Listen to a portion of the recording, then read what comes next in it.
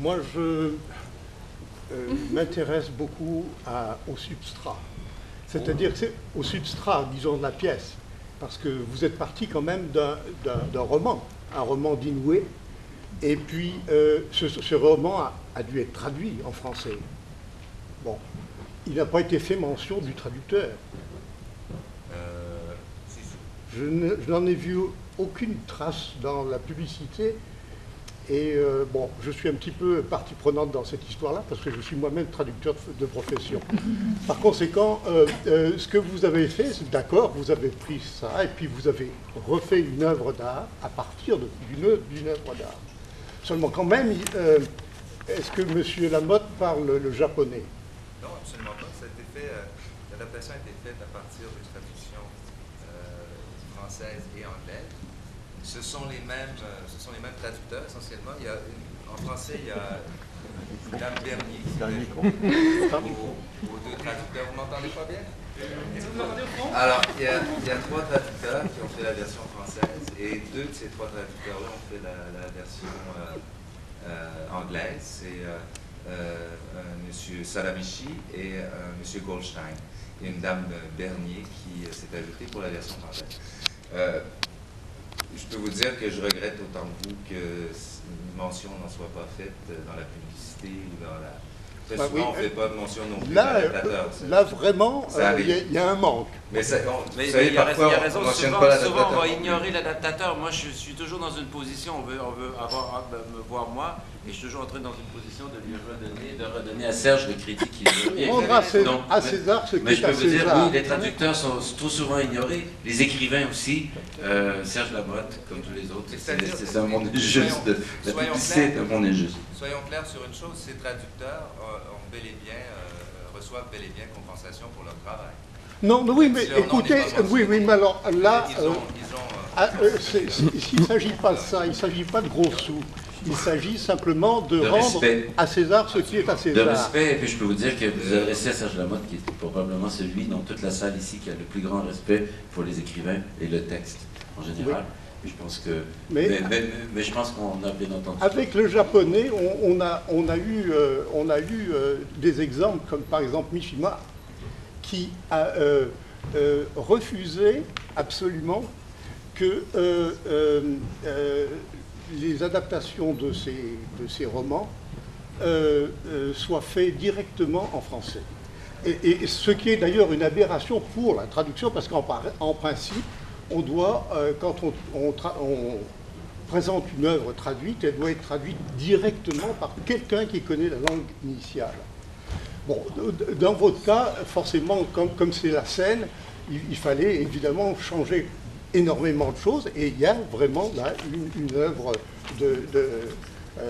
très importante, et ce n'est pas retirer un crédit à qui que ce soit que de dire que le traducteur de base doit être reconnu. Il y en a 5, Serge en a parlé de 3, il y a Kamoshita San, Serge Lamotte, et il y a beaucoup d'écrivains en fait qui sont en action ici. Et puis, mais vous avez raison, la transmission du texte dépend complètement de traducteurs français et anglais. Et sans eux, on n'aurait pas pu, nous, travailler. Oui, mais il y en a plein, j'en connais plein à Paris, ici aussi. Merci, mais ce que je voulais dire, Monsieur Verville, on a compris. Je vous écoute avec votre question, si vous avez une question. Je voulais seulement dire que j'ai bien apprécié le kimono habillé par la lumière. Puis l'âge, mais je me trompe, peut-être que je me trompe, mais l'âge dans la lumière aussi. Excusez-moi, qu'est-ce qui est dans la lumière pour le kimono habillé par la lumière. Puis, ben moi, je ressentais aussi l'âge de la vie dans la lumière, dans l'habillage du kimono. En fait, il y a une idée, c'est-à-dire que le texte appelle un kimono avec des fleurs, en fait, un aori, qui est en fait une version du kimono. Mais dans la tradition japonaise, vous l'avez ressenti nécessairement, même si les Japonais qui sont ici comprennent immédiatement que le kimono blanc bon, le kimono est un monde très codifié, évidemment, mais le kimono blanc, c'est soit le mariage, soit la mort, dépendamment de quel côté on le ferme. Mickey le porte ici du côté de la mort. Donc, le geste que Mickey pose, c'est de porter la mort. Mais dans un premier temps, il fallait aussi régler le problème d'être, encore une fois, d'être vrai par rapport au texte et de respecter ce vêtement qui est tellement cité, au moins une quinzaine de reprises. On parle du fameux Aori avec les fleurs, et j'ai voulu que ça soit représenté dans la mise en scène. Mais il y a un moment où elle marche, et il fallait se libérer de ces fleurs parce que le kimono devait devenir blanc pour signifier la mort, qui sera, bon, évidemment, un code mieux compris au Japon, mais je pense que tout le monde ici comprend le sens de ça. C'est simplement, par exemple, même l'encens qu'on brûle, nous, évidemment, tout le monde sait bien que dans l'encens, on a une valeur spirituelle, etc., mais les Japonais qui sont dans la salle savent très bien que cet encens en particulier est un encens funéraire. Donc, on est dans une langue universelle où la communication circule, mais quand même, il y a des trucs qui sont vachement spécifiques à la culture japonaise, dont les fleurs et le kimono. Alors, on va clore peut-être cette discussion avec ici quelques questions encore. Donc, oui, monsieur, est-ce qu'il y en a d'autres? Je peux parler du choix des décors. Au début, on avait un étang, ensuite des roches, pour finir avec une espèce de plancher d'intérieur. Vous pouvez nous expliquer vos choix? Bon, en fait, j'aimerais que François soit ici, François Séguin qui signe le décor de la pièce. Au départ, il y avait l'idée de supporter la transformation des personnages, la transformation de l'actrice. Donc, on a voulu poser un geste parallèle qui était la transformation du décor. En même temps, il y avait une volonté de faire la plus grande épuration possible, c'est-à-dire qu'à la rigueur, la pièce s'ouvre, on se dit, il est où le décor? Il n'existe à peu près pas, c'est une surface d'eau. Dans les gestes de transformation, on a cherché une séquence, de façon assez opportuniste d'ailleurs, mais une séquence d'éléments zen. Mickey vous dira par exemple qu'en plus de l'eau, de la pierre et du bois, il y a aussi le feu et le métal dans le fusil du chasseur. Donc les 5 éléments fondamentaux de la culture zen qui sont représentés. Et voilà. Pendant qu'on parle du décor, je me demandais où est passée l'eau. C'est à peu près comme quand on tire le bouchon du bain, en fait, simplement le niveau est descendu. Ok, donc c'est en dessous que c'est passé. Oui, ça descend en fait en fait, la partie la plus difficile de ça, c'est le bruit, le son. C'est de rendre l'opération silencieuse. L'évacuation de l'eau, l'évacuation des nénuphars, l'évacuation, et que tout ça se passe sans distraire du texte. Mais c'est simplement un jeu de pompe. L'eau disparaît dans le sous-sol. C'est pas tellement l'eau qui est compliquée. Mes amis de la technique ici vont vous dire, c'est les pierres. Parce que demain matin, ce qui se passe ici, il faut qu'ils sortent les modules pour sortir la pierre, la mettre sur les côtés, remettre chacun des modules ici. C'est une opération qui dure plusieurs heures à 4 ou 5 techniciens. Alors, ça paraît sympa et très zen tout ça, mais les producteurs, ils trouvent que c'est beaucoup de travail. Il y avait une question ici aussi. Moi, j'aimerais poser une question à vous, Madame Mickey. Je crois que c'était vraiment difficile à jouer les 3 rôles. Oui. Mais quel est le plus difficile rôle que vous avez joué aujourd'hui?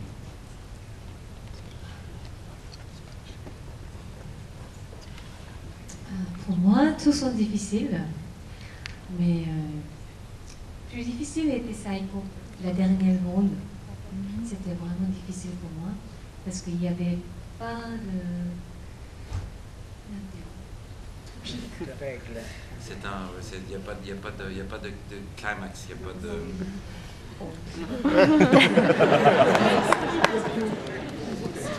Crescendo, point culminant. En fait, c'est un pari un peu difficile parce qu'on l'a dit tantôt, techniquement, d'abord, il y a le texte et le kimono, qui sont deux opérations de mémoire, deux séquences quand même exigeantes. Et par-dessus tout ça, il y a une espèce de... Il y a un pari un peu difficile avec Saïko parce que, bon, Midori écrit, il y a des tremblements de terre, elle s'écroule, elle se tord dans les roches. Shoko a 5 départs, il y a une structure dans la lettre de Shoko, à chaque fois elle allume un bâton d'encens, donc on peut s'accrocher à une forme. Dans Saïko, on fait le pari de faire une espèce de méditation, on est dans une espèce de... c'est presque monastique. Quand je vous parlais que j'ai battu la mesure, c'est pour Saïko que j'ai battu la mesure, pour qu'on reste dans une espèce de méditation, et éventuellement, il y a comme une tentative de lévitation, bon, c'est beaucoup demandé quand même à Rodrigue et à Mickey, parce qu'ils ont très peu, c'est l'anti-spectacle en fait, on est dans une espèce de suspension rythmique, sans contraste, donc on fait le pari que ce mantra, qui est le texte d'Inoue, parviendra à élever la salle, qui est une mince affaire, puis il faut voir les répétitions. C'est un long parcours pour arriver à ce que vous avez vu ce soir, et puis je pense qu'on peut continuer à améliorer cette séquence-là. Rodrigue y est pour beaucoup, dans Saïko aussi. Voilà. Mais plus c'est difficile, meilleure elle est. C'est ma mère qui dit si tu veux qu'une tâche soit faite, demande à un homme occupé ou à quelqu'un qui est occupé, bien, parce que c'est un peu comme ça. Je pense que les acteurs aiment la difficulté parce qu'ils ont un prétexte, ils ont une matière à jouer. Le défi, le problème technique, le défi de texte est une matière de jeu. Donc le travail s'organise autour de ces défis-là et on arrive quand on arrive à transcender la technique, quand on arrive à transcender le texte, ben là, il y a toutes sortes de choses qui se passent. D'autres questions? Alors sinon, on pourrait clore ici. Ah oui, une question? Merci. Merci.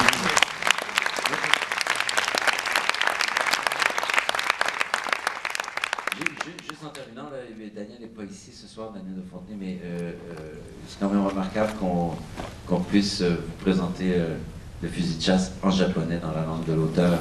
Et ça prend des gens comme Daniel qui ont un vrai courage artistique.